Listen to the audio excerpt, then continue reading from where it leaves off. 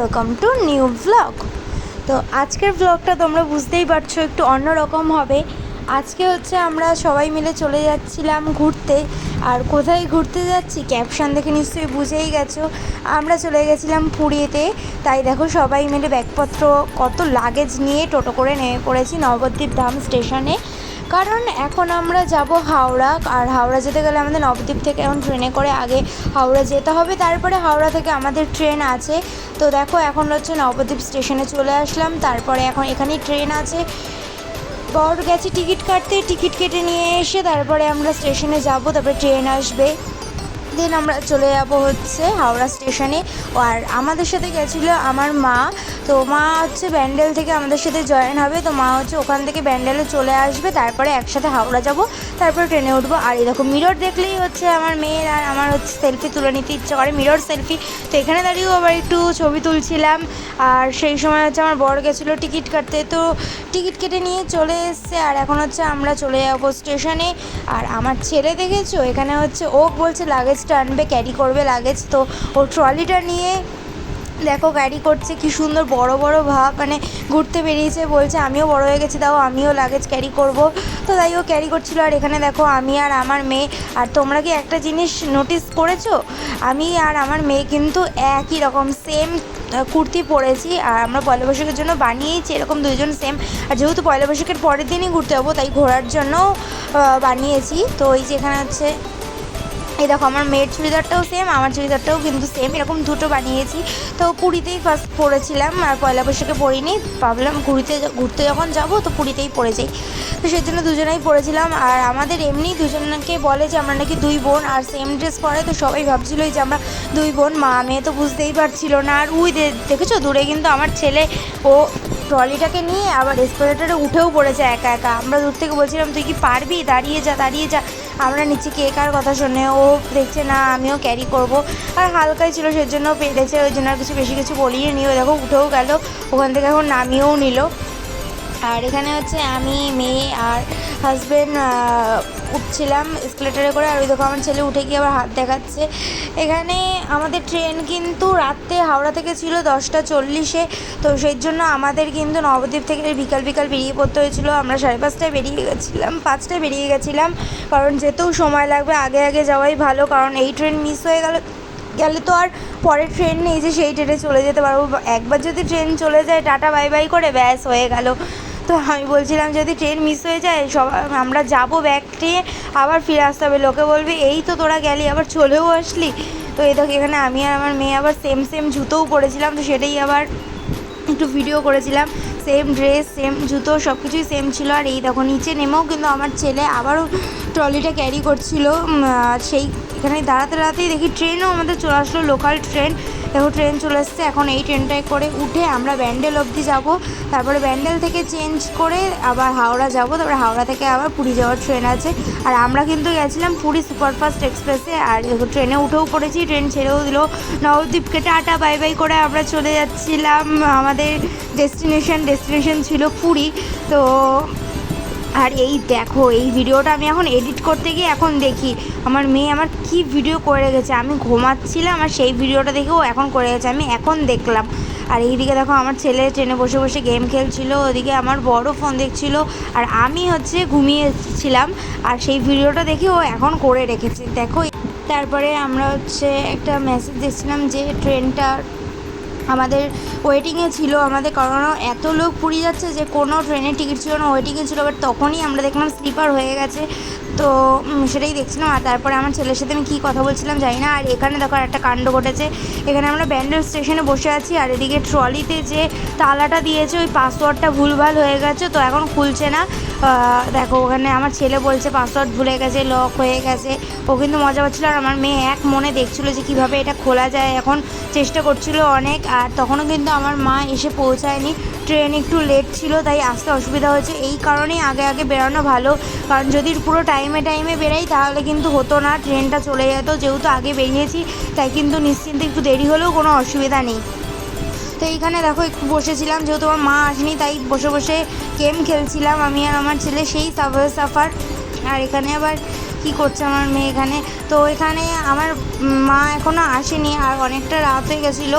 যেহেতু অনেকটা রাত হয়ে গেছিলো তাই আমার বাবা এসেছিলো আমার মাকে দিয়ে যেতে। আর আমার বাবা কিন্তু যায় না, কোথাওই যায় না। তো এরকম আমার বাবা ওই দেখো চলে যাচ্ছে সাদা জামা পরা ট্রেনটায়, আমার মাকে নামিয়ে দিয়ে আবার ওই ট্রেনেই চলে যাচ্ছে। আমার মা দেখো চলে এসেছে। এখন হচ্ছে ব্যান্ডেল থেকে এসকেলেটারে করে আবার অন্য স্টেশনে চলে যাবো। আমাদের ট্রেন কিন্তু এসে দাঁড়িয়েই ছিল, হাওড়া যাওয়ার ট্রেন। তো সেখানে চলে যাচ্ছে। আর ওই যে ওই দেখো আমার মাও চলে এসছে, গল্প করতে করতে আমি চলে যাচ্ছি। আর যত টাইম হচ্ছিলো তত কিন্তু আনন্দ হচ্ছিলো যে আমরা একটু পরেই চলে যাবো, ট্রেনে উঠে যাবো, খুব আনন্দ হচ্ছিলো। তো এখানে দেখো সবাই কিন্তু সবার লাগেজ নিয়ে নিয়েছে, কত লাগেজ, আর ঘুরতে যাচ্ছি বলে কথা, মজা তো হবেই। এখানে হচ্ছে আমরা ব্যান্ডেল থেকে হাওড়া যাওয়ার ট্রেনে উঠেও পড়েছি। আর তখন আর ভিডিও ক্লিপস নেওয়া মানে নিতে পারিনি, ভুলে গেছিলাম। মা এসেছিলো, গল্প করছিলাম যেহেতু। তারপরে এখন হচ্ছে হাওড়া স্টেশনে চলেও এসেছি, নেমে যাওয়ার পালা। এ দেখো হাওড়া স্টেশনে নেমেও পড়েছি। আর এখন হচ্ছে আমাদের ট্রেনটা দিয়েছিল 23 নম্বর প্ল্যাটফর্মে, অ্যাকচুয়ালি তাই দেয়, 22 নয় 23 সেই রকম ওই প্ল্যাটফর্মে যাওয়ার জন্য এখন রাস্তা দিয়ে বেরিয়ে গেছি। আর এই দেখো ওখানে যেতে যেতেই আবার দেখলাম মেট্রো স্টেশনটা, মানে হাওড়া মেট্রো স্টেশনটা আমার মাকেও আবার দেখালাম। আর আমরা তো এসেছি, তোমাদের তো ভিডিও শেয়ার করেছি তোমাদের সাথে। তারপরে হচ্ছে অনেকটা দূর এসে গেলাম 23 নম্বর প্ল্যাটফর্মে। এসে কিছুক্ষণ দাঁড়ানোর পরেই দেখলাম ট্রেন ঢুকে গেছে আমাদের। এই দেখো ট্রেন চলে এসছে। এটাই হচ্ছে আমাদের পুরী যাওয়ার ট্রেন। তো এখন এই ট্রেনটাই করেই আমরা চলে যাবো। এখন এই যে দাঁড়িয়েছিলাম, আর দেখো কত লাগেজ, আর এখানে সব লাগেজগুলো নিয়ে দাঁড়িয়েছিলাম যে ট্রেনটা আসুক, দাঁড়াক, তারপরে যাবো, অনেকক্ষণ টাইম আছে এখনও। তো তারপরে হচ্ছে এসে চলে আসলাম, সিট আমাদের পেয়ে গেছি। এই দেখো যে যার সিটে বসে পড়েছে। এখন হচ্ছে আমাদের সিটে বসে পড়েছি। তারপরে ট্রেন ছাড়ার এখনও সময় হয়নি, এখনও অনেকটাই দেরি। আর রাত কিন্তু তখন 10টা 40 হয়ে গেছে। বাট আমরা তো এত তাড়াতাড়ি ডিনার করি না, সন্ধ্যার টিফিনই খাই। তাই ট্রেনে বসে বসে সন্ধ্যার টিফিনই করছিলাম, মুড়ি, চানাচুর, ভুজিয়া, নিমকি এসব দিয়ে আমাদের সন্ধ্যার টিফিনটা করছিলাম। কারণ ট্রেনে আস্তে আস্তে তখন তো আর এসব খাওয়া যায়নি, তাই এখানে বসে বসে আমি খাচ্ছিলাম। আর ওই দেখো ওখানে যে আমার ছেলে হচ্ছে আবার ওখানে মিওমোর থেকে পিৎজা কিনে নিয়েছিলো, তো ও পিৎজা খাচ্ছিলো, আর আমরা এখানে সবাই মুড়ি চানাচুর খাচ্ছিলাম। আর কি বলবো জানো, এতটাই রাত হয়ে গেছিলো যে রাত্রে ট্রেনে আর কোনো হকার ওঠেইনি, মানে একটা চায়ের হকারও ওঠেনি, এতটাই আর আমি দেখছিলাম জানলা দিয়ে যে কোনো হকার যাচ্ছে নাকি, একটা হকারও ওঠেনি। তারপরে দেখো ট্রেন ছেড়ে দিল, আর আমি হচ্ছে এখানে রিলস করছিলাম, তোমরা তো দেখেছো সবাই রিলসটা। আর এই দেখো আমাদের হাওড়া থেকে ট্রেন ছেড়েও দিল পুরী যাওয়ার উদ্দেশ্যে। ট্রেন ছাড়তেই দেখি আবার চলে আসলো টিটি। ওইখানে আমার বরের কাছে টিকিট সব চেক করছিলো, সবার কাছেই চেক করছিলো। তো এখানে আমাদের টিকিটটাও চেক করে নিচ্ছিলো, আর আমি দেখছিলাম যে কি বলে, দেখলাম উনিও পেয়ে গেল সব টিকিট, তো কোনো অসুবিধা ছিল না। তারপরে আমি ঘুমিয়ে পড়েছিলাম। আর এখানে আমার মেয়ে ভিডিও করেছিল। এটা হচ্ছে এখন খড়গপুর স্টেশনে ঢুকছে, তখন ওরা গেটের সামনে দাঁড়িয়েছিল, ও আর হচ্ছে আমার বর। তো এই দেখো খড়গপুর স্টেশনে ঢুকেও পড়েছে। আর স্টেশনটা কিন্তু অনেকটাই বড়, তোমরা তো জানোই খড়গপুর স্টেশন কত বড়। তো এখানে দেখো স্টেশনে ঢুকে পড়েছে। আর আমাদের কিন্তু বললাম না কোনো হকার ওঠেনি, তাই জলও শেষ হয়ে গেছিলো। আর আমার বর তাড়াতাড়ি খড়গপুর স্টেশনে নেমেই চলে গেছিলো, দূরে একটা দোকান ছিল ওখান থেকে জল আনার জন্য। আর আমার মা দেখো ওখান থেকে বসে বলছে যে বাবাকে তাড়াতাড়ি ডাক, চলে আসার জন্য, এখনই ছেড়ে দেবে ট্রেন। আমি কিন্তু ঘুমিয়ে পড়েছিলাম, আমি এসব কিছু জানিই না। পরে এখন ভিডিও এডিট করতে গিয়ে দেখি, আর এই দেখো খড়গপুর স্টেশনটায় রয়েছে। তো তাড়াতাড়ি চলে এসেছিলো, ট্রেনটা আবার ছেড়েও দিয়েছিলো। তারপরেই একবার তোমাদের সাথে দেখা হলো আবার সকালবেলায় দেখো পুরীতে ঢুকে গেছি, আমরা পুরী স্টেশনে নেমে পড়েছি। এখন হচ্ছে চলে যাব হোটেলে। আর এইখানে দেখো একটা কাণ্ড, এই বাচ্চাটাকে ওর মা ট্রলির ওপরে বসিয়ে নিয়েছে, ক্যারি করছে, টেনে টেনে ক্যারি করছে। তো এইটা দেখে খুব মানে কী বলবো, হাসি পাচ্ছিলো যে ওকেও ক্যারি করছে ট্রলির মধ্যে তুলে।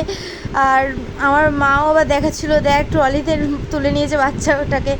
তো তারপরেই হচ্ছে উঠে পড়লাম পুরী স্টেশন থেকে অটোতে স্বর্গদ্বারের সামনে যাওয়ার জন্য, কারণ স্বর্গদ্বারের সামনেই আমাদের হোটেলটা ছিল বুক করা। তো সেখানেই চলে যাচ্ছিলাম। আর এই যে আমার ছেলে বসেছিল সামনে, আর এখানে পিছনে আমরা 4জন বসেছিলাম, আমি, আমার মেয়ে, বর আর হচ্ছে আমার মা বসেছিলাম, এই 4জন বসেছিলাম। তো তারপরে হচ্ছে এখন চলে যাচ্ছিলো ওড়িশায় আমরা চলে এসেছি, পুরীতে আমরা চলে এসেছি। আর এই ব্লগটায় তো পুরোটা দেখানো সম্ভব না, আমরা 3 দিন ছিলাম, 3 দিনের ব্লগ তো একটা ব্লগে দেখানো সম্ভব না কোনোভাবেই। আর এই দেখো কথা বলতে বলতেই চলে আসলাম বিচের সামনে, সমুদ্রের সামনে। ওই যে দূরে দেখেছো সমুদ্র, কী যে সুন্দর লাগছিলো। আর মনের মধ্যে কিন্তু খুবই আনন্দ লাগছিলো, মনে হচ্ছিলো হোটেলে যাবো না, আগে বিচে গিয়েই নেমে পড়ি। তো যাই হোক, যেটা বলছিলাম, এটা হচ্ছে আজকের ব্লগে হচ্ছে শুধু রয়েছে যে গেছিলাম প্রথম দিন কী কী হলো সেগুলো তোমাদের সাথে শেয়ার করলাম। আজকের দিনে আবার যে সমুদ্রে নেমেছিলাম বা কোথায় কোথায় গেছিলাম সেগুলো তোমাদের সাথে আবার পরের ব্লগে শেয়ার করব। আর এই যে দেখো সমুদ্রের সামনে এখন হচ্ছে আমরা নেমে পড়ছি স্বর্গদ্বারের সমুদ্রের সামনেই আমাদের হোটেল ছিল, তো সেখানেই নেমে পড়েছিলাম, অটো সেখানেই ছেড়ে দিয়েছিলাম। আর নেমেই কিন্তু আমার ছেলে দেখো দাঁড়িয়ে পড়েছে সমুদ্র দেখার জন্য। ও কিন্তু খুব আনন্দ পায় সমুদ্রে।